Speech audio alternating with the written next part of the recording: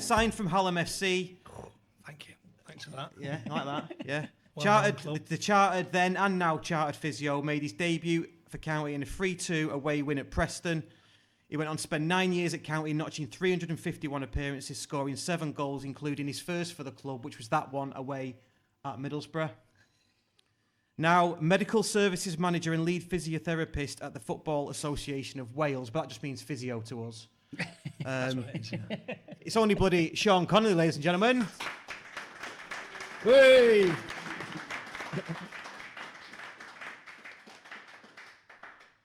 You all right? Yeah, thanks for the intro. No worries. You've come, I mean, really blessed because you've come not all the way this way just for us, but we asked you and you came, so really appreciate that. Yeah, no problem. I was up here anyway, so I was trying to combine it with a bit of work for the FAW, so I've been speaking to a couple of doctors that are going to do some work for me today, and then tomorrow I'm at Wrexham. We've got one of our national centres in Wrexham. Surprised it wasn't a boo then. And yeah, so This is a well-behaved crowd. I know.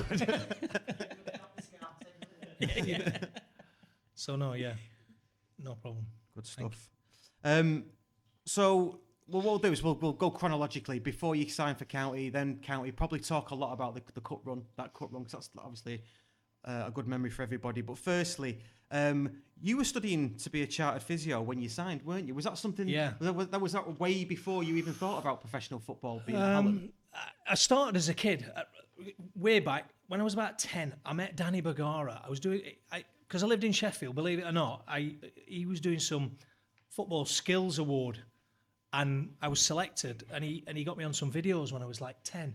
And then after that, I didn't see him for years and years and years. And then I got picked up and played for Rotherham. I signed as a Rotherham back in the old days when it was schoolboys, not like these academies.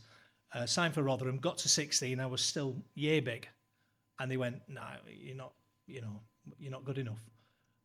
So I was fortunate enough. I was off, not clever, but went on dim A levels.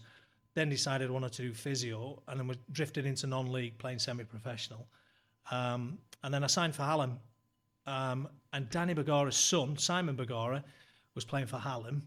And then his dad came up and watched a game, I think. I think we played Sheffield Wednesday in a pre-season friendly, and said, listen, do you want to come and have a few games at County on a Wednesday afternoon, like in the reserve league, the old reserve league?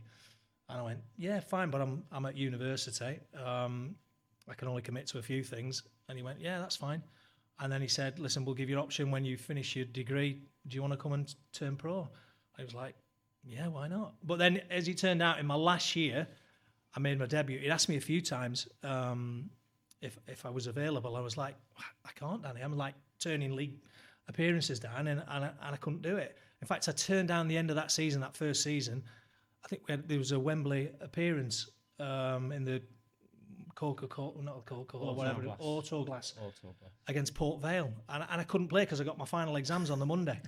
So I turned it down, and so everybody was like, "What are you doing? That's stupid." I said, "Well, listen, if it's meant to be, I'll play at Wembley further down the line." And then we played Burnley the next year. I was quite fortunate in that, but a little funny story. But yeah, I'd known Danny since I was 10.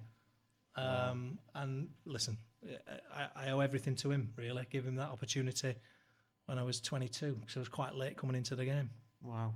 That's pretty impressive, isn't it? It's pretty good, that, yeah. We've got loads to talk to you about in terms of Danny. You've just told us about how the move came about. I mean, just going on to Danny, let's do that now. What was he like as a guy? You know what? If I close my eyes now, I can hear his flip-flops coming down that corridor. He'd have his clipboard and he'd come down. You could hear him, and we'd all be sat in there like, he's coming. Because he'd never name the team like these days. Everybody knows the team on a day before. Danny would always name it an hour before kick-off. So you'd be sitting, and you could hear his flip-flops coming down. You'd hear the door shut, and then he'd come down. He had so many funny little things that he'd do, and his little stories he'd tell, and just a great guy. But yet very technical. Really, he'd grown up in South America, obviously, South American football. So he was technical. Everybody thought that we just used to play long ball stuff, but actually, a number of times we practiced technique stuff. But just a great fella, funny.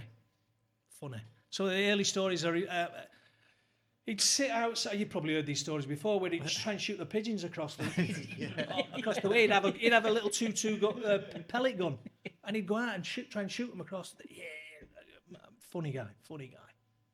Is that your best Danny story, or which one? Yeah, I know you used to tell. You probably heard him listen. I'm sure some of the old players used to tell you stories. He'd come in and tell you, boys, it's like being a pilot. He said, in your plane, you're fighting, and if you shit yourself, you will die. It's the same on a Saturday. If you shit yourself, you off.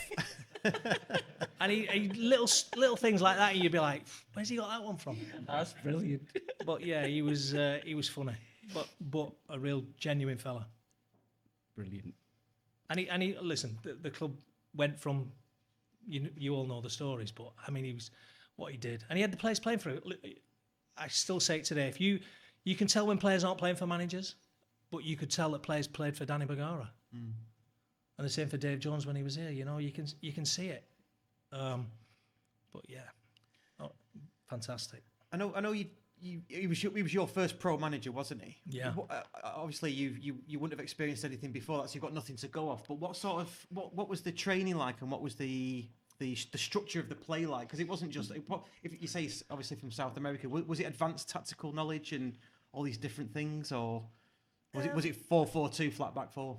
Yeah, it was a bit of 4-4-2, but I think looking at that era, I think we were blessed. We had some good players, and I think he was very good at getting the best out of them players, and he knew how to get the best out of them players, and it just worked. But I always say the boys were together, and if you get that, I think you can do more than what people think you can do.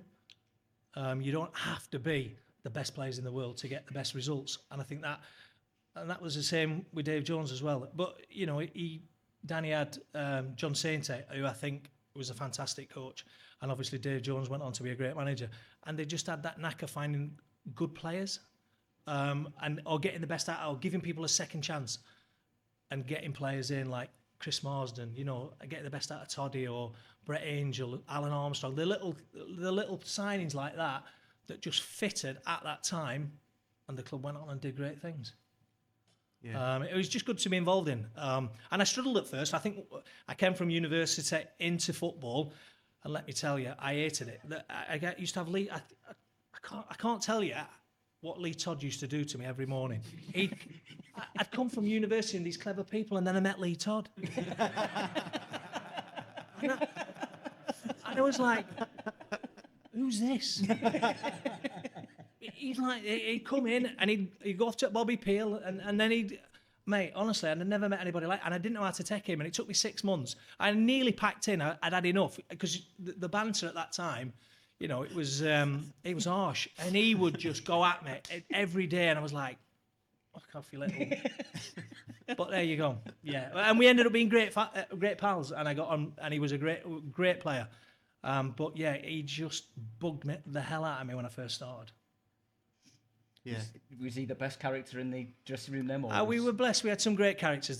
We had, Wardy, Dave Frayne, Bill Williams, just great individual people, all, just being around the game, knew what it was all about, played hard, partied hard, they were just good times, good people, so it was good, really good. So as the team progressed then, because you came in, I wouldn't say early in Danny's, but fairly early, and then obviously went on with Dave, and then Gary, I think, as well, Gary Megson. Who? Oh, we'll come on to that. Don't put any questions down. Do not mention Gary Megson. Thanks for watching and listening to this episode of the Scarf Bergara War with Sean Connelly live at the VITA Bar at Edgeley Park.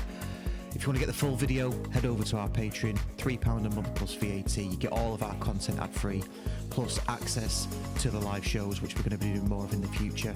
A massive thank you to County for letting us use the VITA Bar. They've allowed us to use other locations at Edgeley Park as well for these events, so watch this space. And also, just to remind everybody, these locations that we are in are available to hire, so if you want to look into that for your private event, then go and contact County. It's quite unknown that these locations are available for hire, so just getting that out there. Okay, cheers, thank you. You were playing non-league football at Harlem FC when I saw you. Now you're playing right back at the Cheadle end for the boys in blue. And 4 years later at the Riverside, you put Wembley on hold. Middlesbrough didn't know what to do when you scored that goal.